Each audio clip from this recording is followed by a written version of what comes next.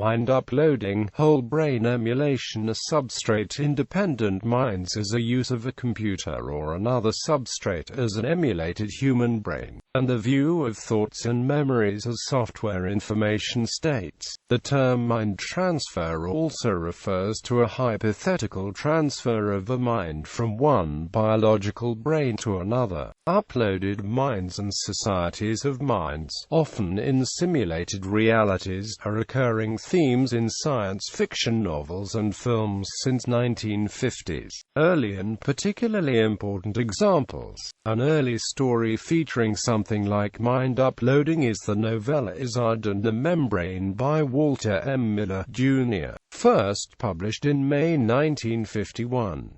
In this story, an American cyberneticist named Scott McDonough is captured by Russians and made to work on an advanced computer, Bullshot, which they plan to use to coordinate an attack on the United States. He has conversations with Izzard as he works on it, and when he asks it if it is self-aware, it says, answer indeterminate, and then asks, can human individuals' self-awareness transit be mechanically duplicated? McDonough is unfamiliar with the concept of a self-awareness transfer, and Izzard defines it by saying a self-awareness transfer is the mathematical function which describes the specific consciousness pattern of one human individual. Quote, it is later found that this mathematical function can indeed be duplicated, although not by a detailed scan of the individual's brain as in later notions of mind uploading. Instead, Donnie just has to describe the individual verbally in sufficient detail, and Izzard uses this information to locate the transfer in the appropriate mathematical region. In Izzard's words, to duplicate consciousness of deceased, it will be necessary for you to furnish anthropometric and psychic characteristics of the individual. These characteristics will not determine transfer, but will only give its general form. Knowing its form will enable me to sweep my circuit pattern through its mathematical region until the proper transfer is reached. At that point, the consciousness will appear among the circuits. Quote,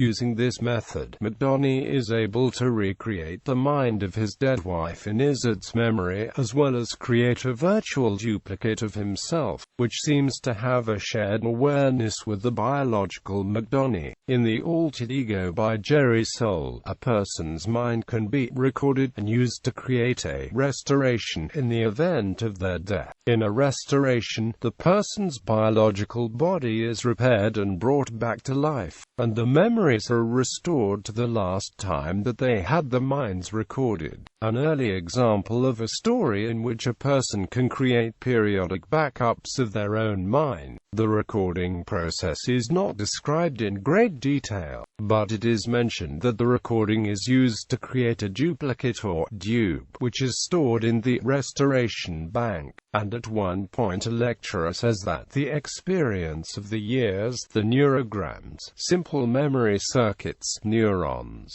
if you wish, stored among these nerve cells, are transferred to the dupe, a group of more than 10 billion molecules in colloidal suspension. They are charged much as you would charge the plates of a battery. The small neuroelectrical impulses emanating from your brain during the recording session being duplicated on the molecular structure in the solution. During restoration, they take the dupe and infuse it into an empty brain, and the plot turns on the fact that it is possible to install one person's dupe in the body of a completely different person. An early example featuring uploaded minds in robotic bodies can be found in Frederick Pohl's story The Tunnel Under the World, from 1955. In this story, the protagonist Guy Burkhart continually wakes up on the same date from a dream of dying in an explosion. Burkhart is already familiar with the idea of putting human minds in robotic bodies, since this is what is done with the robot workers at the nearby Contro chemical factory. As someone has once explained it to him, each machine was controlled by a sort of computer which reproduced, in its electronic snarl, the actual memory and mind of a human being.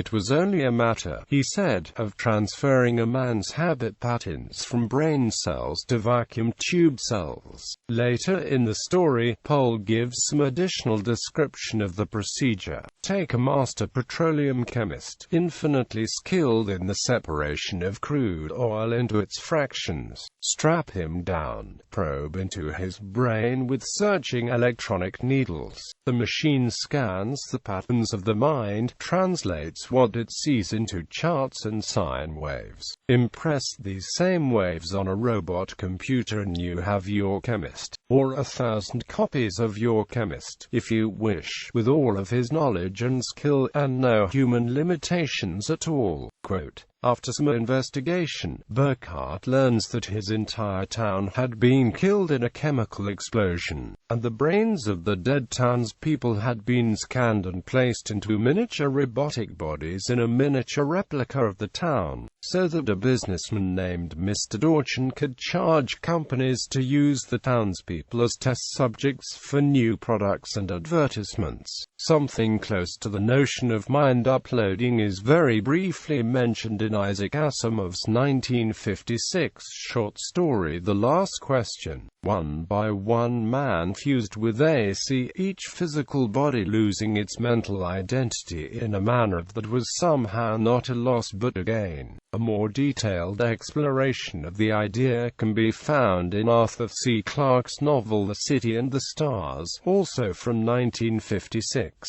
The story is set in a city named Diasp 1 billion years in the future, where the minds of inhabitants are stored as patterns of information in the city's central computer in between a series of 1,000-year lives-in, cloned bodies. Various commentators identify this story as one of the first to deal with mind uploading, human-machine synthesis, and computerized immortality. Another of the first is the novel Data of Clayton, 1968, by the renowned philosopher and logician Bertil Martinson, a novel in which he describes people living in an uploaded state as a means to control over population. The uploaded people believe that they are alive, but in reality they are playing elaborate and advanced fantasy games. In a twist at the end, the author changes everything into one of the best multiverse ideas of science fiction. In Robert Silverberg's To Live Again, an entire worldwide economy is built up around the buying and selling of souls, allowing well-heeled consumers the opportunity to spend tens of millions of dollars on a medical treatment that uploads the most recent recordings of archive personalities into the minds of the buyers. Federal law prevents people from buying a personality recording unless the possessor first had died. Similarly, two or more buyers were not allowed to own a share of the persona.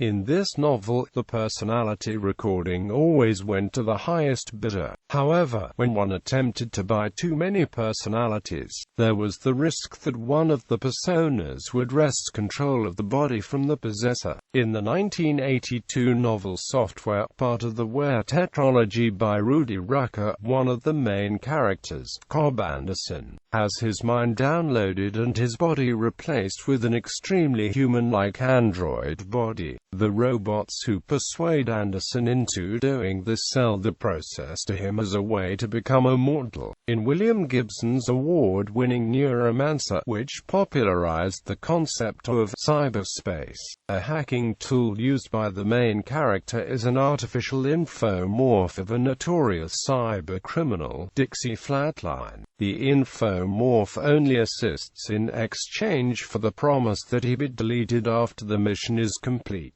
The fiction of Greg Egan has explored many of the philosophical, ethical, legal, and identity aspects of mind transfer, as well as the financial and computing aspects of maintaining copies. Quote, In Egan's permutation city, diasporans and DEGI copies are made by computer simulation of scanned brain physiology. See also Egan's dual head stories, where the mind is transferred from the organic brain to a small, immortal backup computer at the base of the skull, the organic brain then being surgically removed. The movie The Matrix is commonly mistaken for a mind-uploading movie, but with exception to suggestions in later movies, it is only about virtual reality and simulated reality, since the main character Neo's physical brain still is required to reside his mind. The mind is not copied into an emulated brain in a computer. Neo's physical brain is connected into the Matrix via brain-machine interface. Only the rest of the physical body is simulated. Neo is disconnected from and reconnected to this dream world. James Cameron's 2009 movie Avatar has so far been the commercially most successful example of a work of fiction that features a form of mind uploading. Throughout most of the movie, the hero's mind has not actually been uploaded and transferred to another body, but is simply controlling the body from a distance, a form of telepresence. However, at the end of the movie, the hero's mind is uploaded into Iwa, the mind of the planet, and then back into his avatar body.